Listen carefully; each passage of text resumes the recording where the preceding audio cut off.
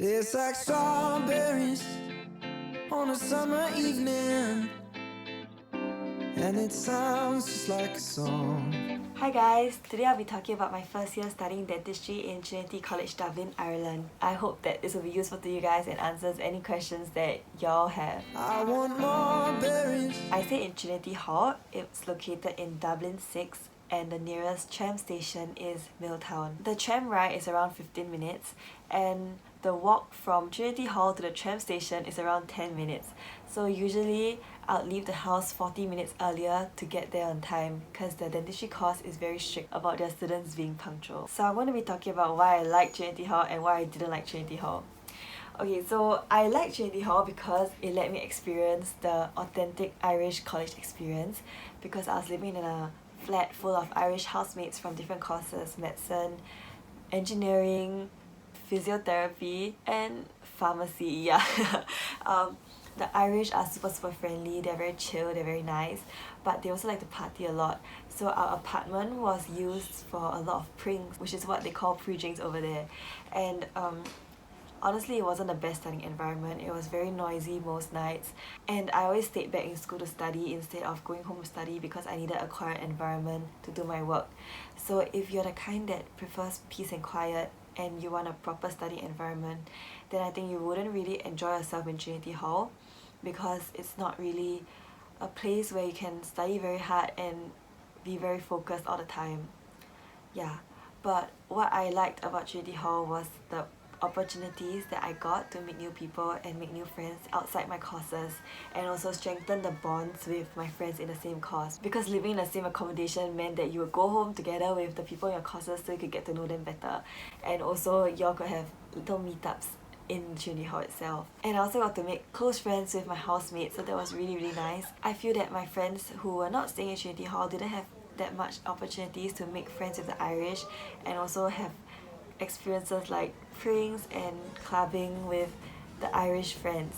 So yeah, for the full college experience, I'd recommend you staying in Trinity Hall. But if you want to study and you want a proper quiet place to rest, I would recommend you staying in either Cabinet Court or Point campus, which are student accommodations that are very popular among Singaporeans and other international students.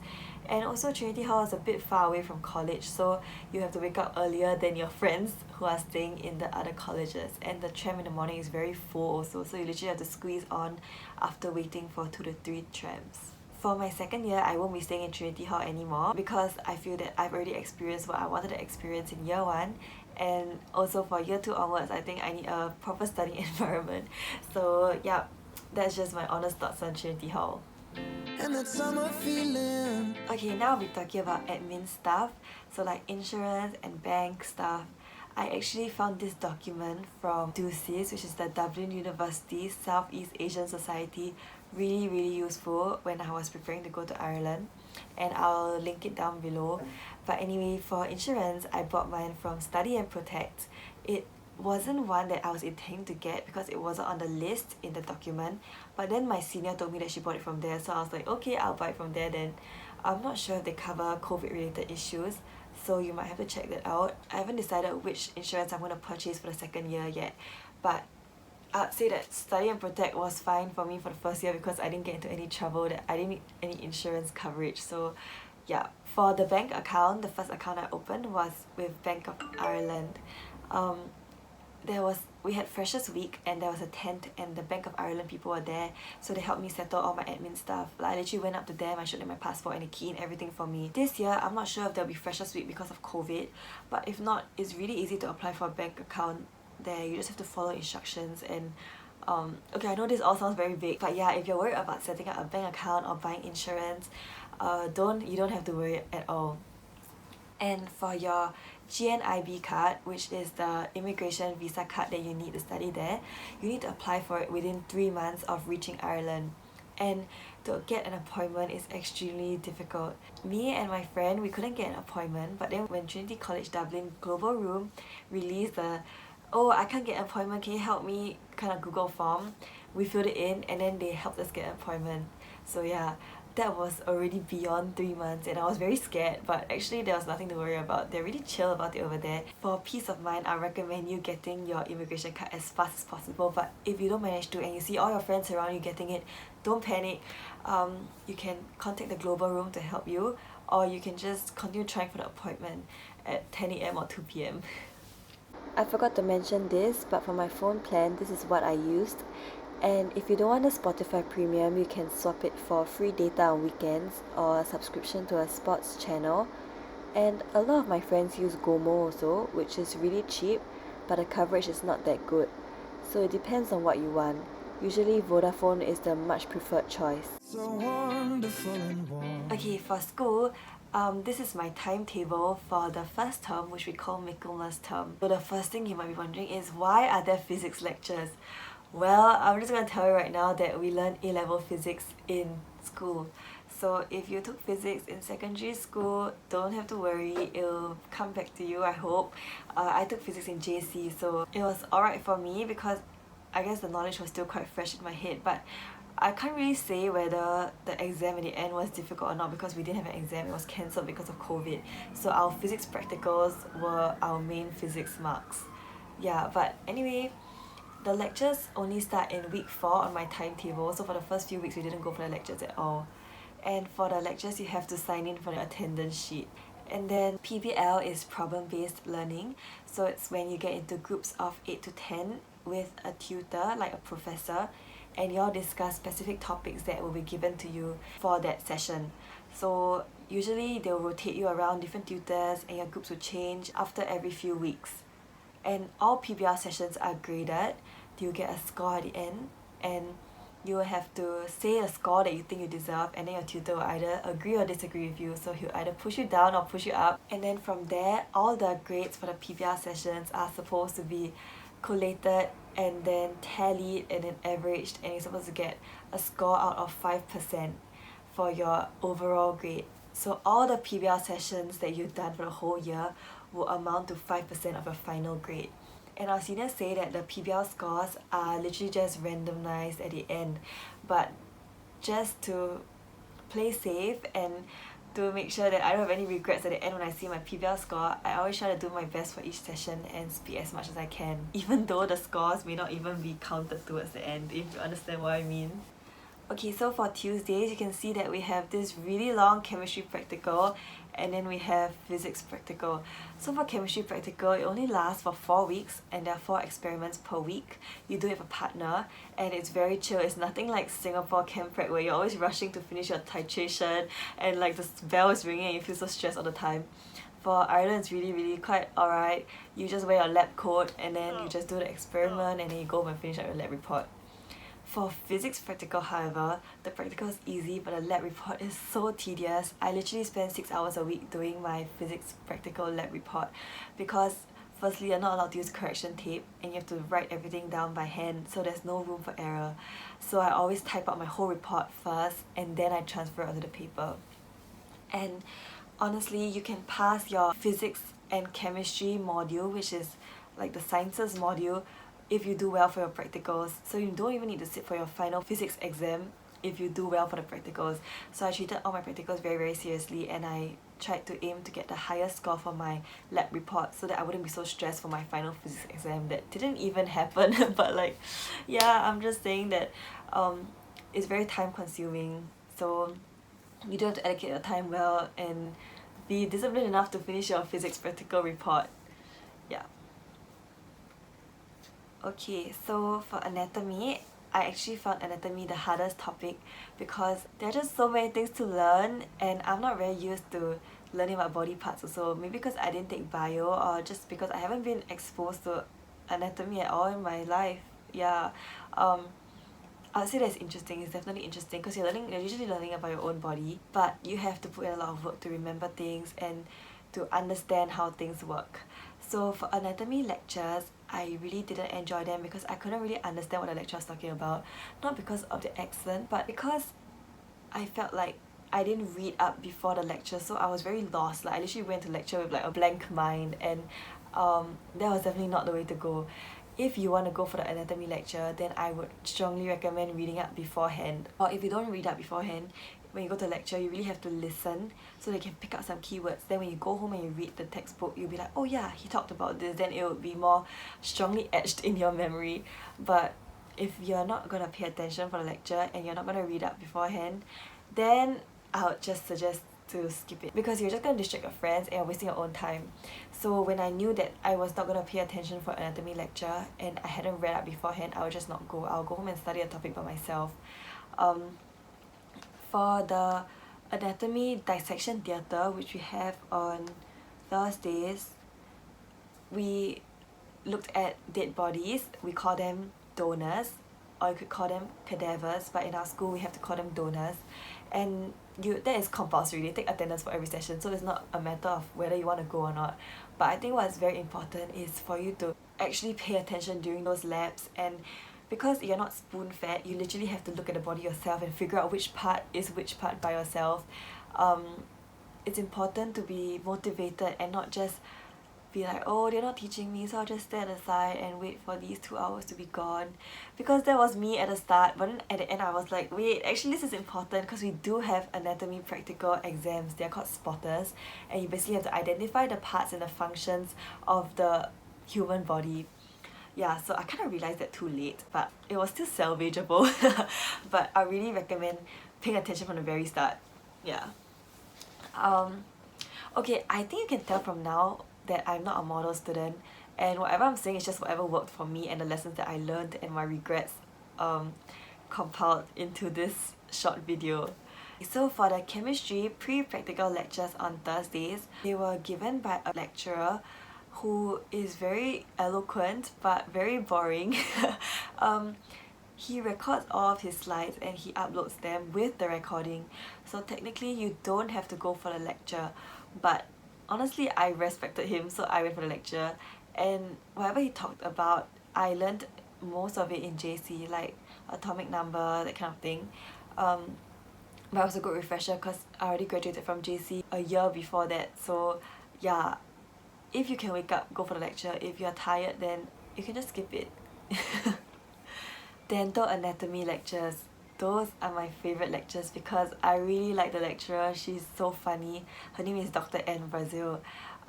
It's true that you can pass with flying colours if you don't go for the lectures, and not going for the lectures will not put you in any disadvantage whatsoever. But I just enjoy going for the lecture.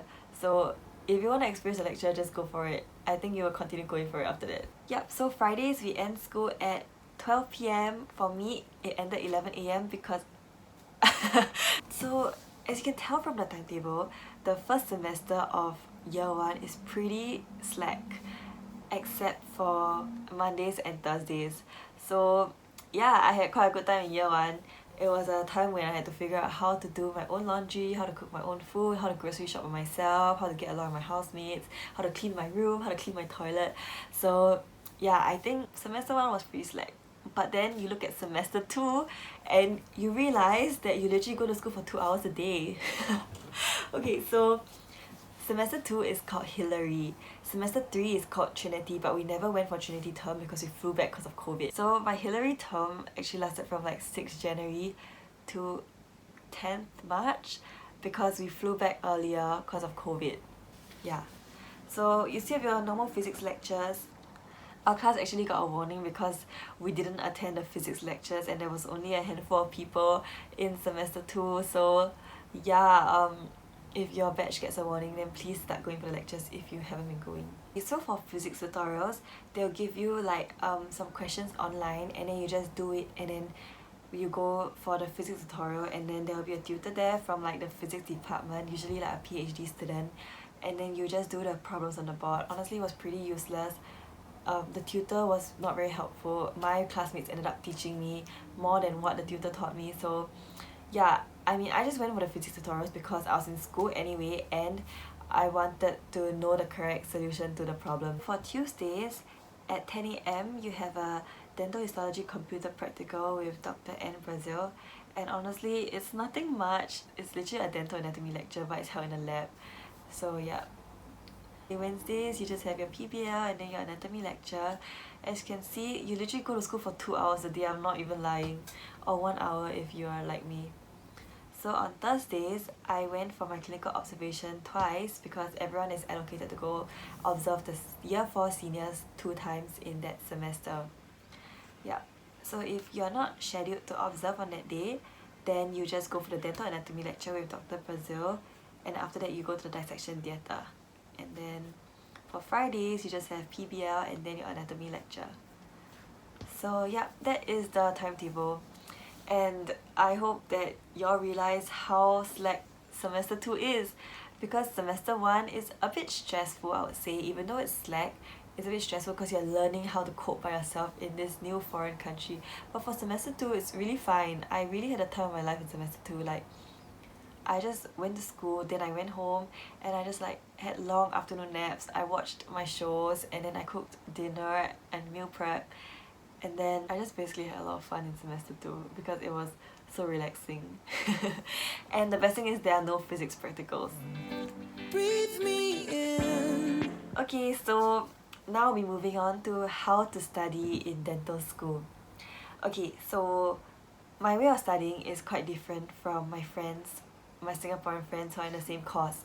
So whatever I'm saying is just however I studied. You don't have to follow if you don't want to. If you're asking about my grades, I'd say that I'm pretty average. I passed, and you only need to pass if you want to advance to the next year. If you want to sit for the scholarship exams, you have to get above 60%.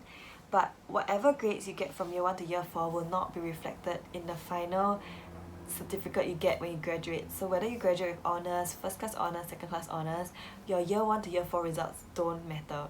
All you need to do to advance the second year is to pass. And the goal I set for myself was to pass. But obviously everyone's goals are different, and I totally respect you whatever your goal is. Okay, so when you start dental school, they will share with you this Google Drive that has a lot of seniors notes and textbooks. And honestly, that Google Drive is all that you need because you really don't need anything else. If you're thinking of buying textbooks, I would strongly not recommend because they're very heavy. And honestly, if you have a laptop or an iPad, viewing the textbook on your laptop or iPad is more than enough. So, but if you are like a hard copy kind of person, then sure, you can buy the textbooks, but you're probably only going to use them in first year. Okay, so I use this app called Foxit PDF because I didn't want to pay for Notability. This is Foxit PDF, and you can see like it's like a PDF viewer that lets you kind of edit on it. I'm going to put in a screen recording of whatever I'm doing now so that y'all will know. So when I want to write something, I just press this, and then these icons appear at the side. Then I'll press the pen button, and then I will change the color if I want to, and then I will just write whatever I want to write, or I will just highlight whatever I want to highlight. So like highlight it, yeah. And then if I want to undo, I'll just press the undo button.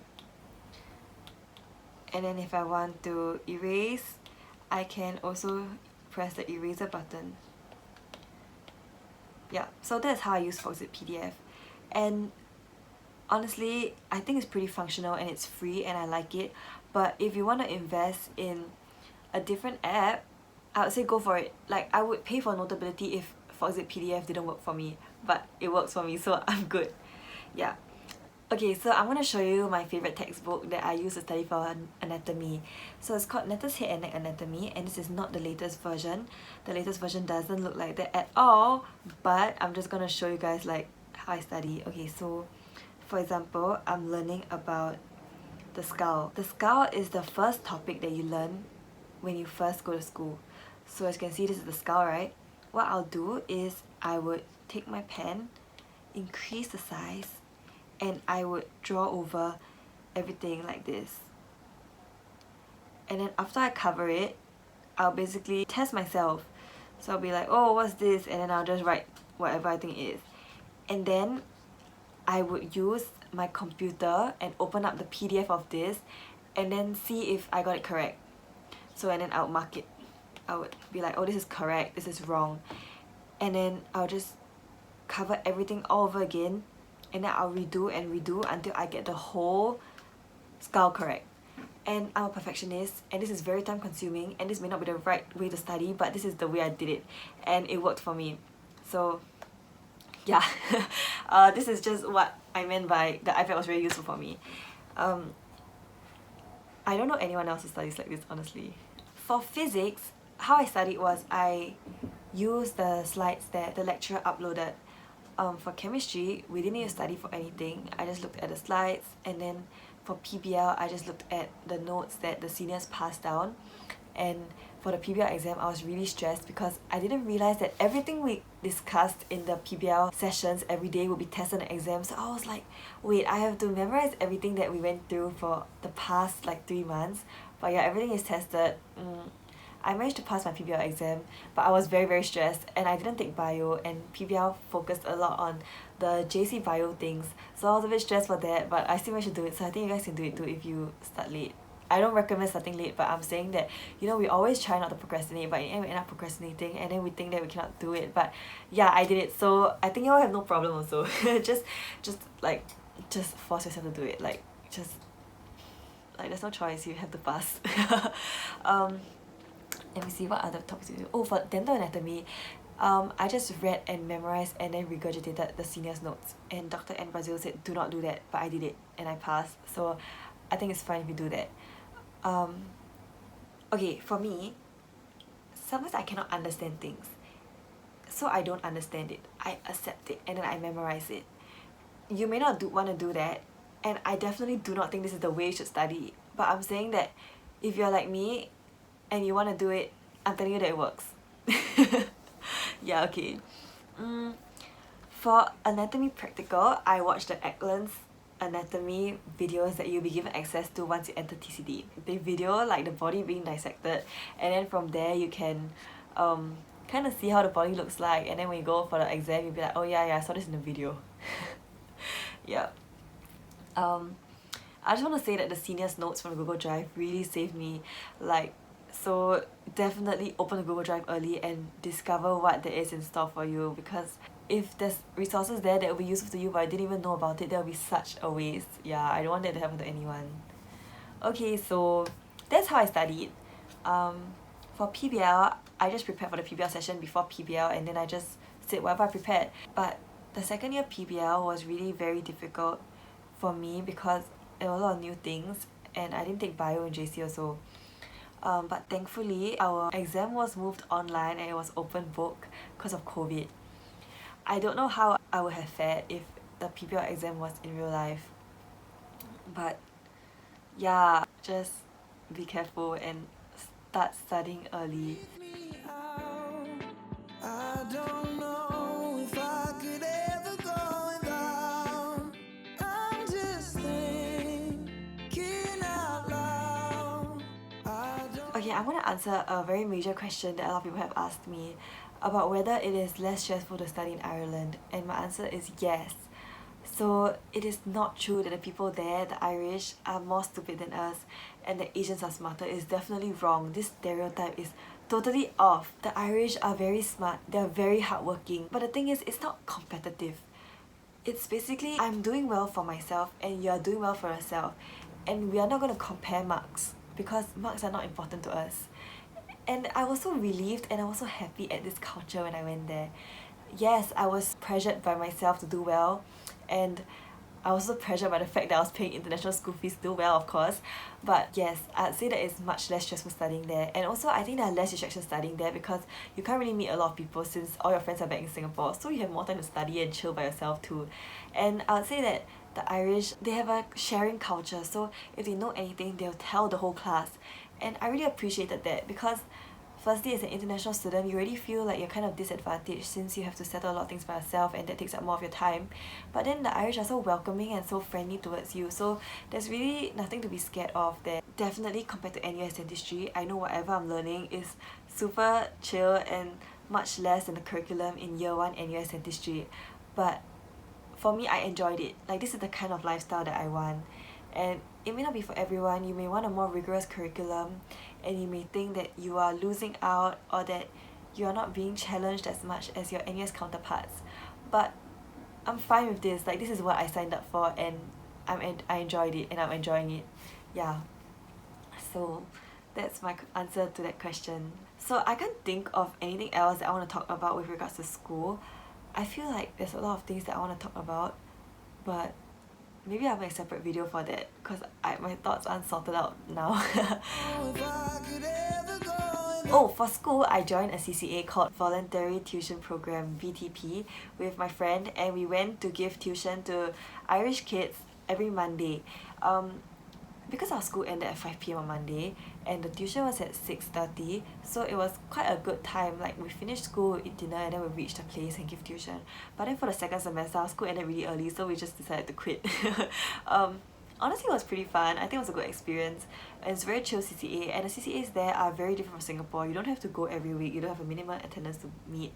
You won't be looked down upon if you just go once a month. You can just show up once a month and they will not throw shit on you at all. Over there, everything is up to you. You join a club because you want to, and then you go because you want to. And if you decide that you want to stop going, but then you go for all their social events, they'll welcome you. Yeah, it's very different over there. And I like it. I like that. Okay, but now I'm gonna move on to entertainment and leisure in Ireland. Is it true that you can travel anywhere you want when you're studying in Europe? The answer is yes. The flights there are really cheap, like €20 round trip to London. London Bridge is falling down, falling down. But I feel that I didn't make full use of my opportunities because I was very scared of not doing well in school, like not having enough time to study on the weekends. And on hindsight, I should have travelled more because it was my first year. I really regret not travelling more because I know that I could still have passed all my exams even if I travelled. So definitely make full use of your time to travel over there, maybe not during this season. But yes, it's true that there are a lot of places to travel to and it's very cheap. So you should definitely do it. Buy a small suitcase from Penny's. It's just €20 and it will last you well for the 5 years there, I think. One major activity we did when we were in Dublin was to go and eat brunch every weekend, and that was literally like the highlight of my week. I went for brunch with my Singaporean friends in Dentistry. I really enjoyed it, and then after brunch we would usually go to Point Campus to study, so that was really nice. I mostly like spend time by myself in Dublin.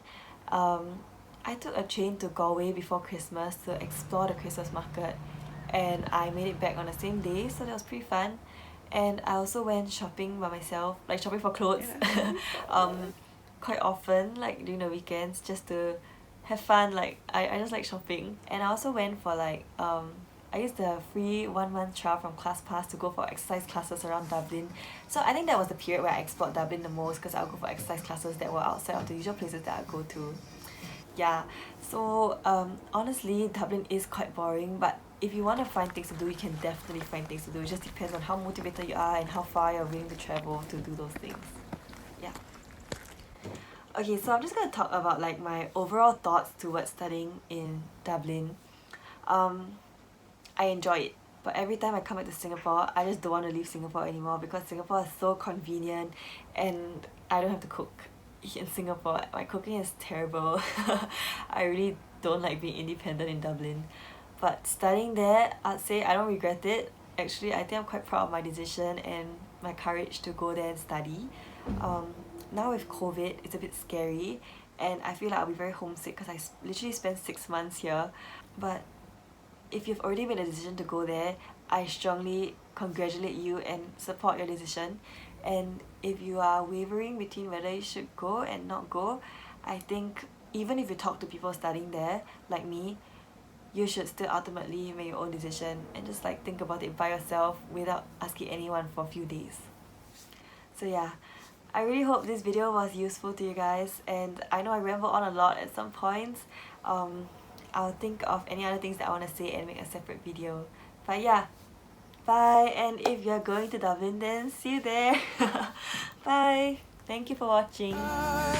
Watermelon sugar high, watermelon sugar high.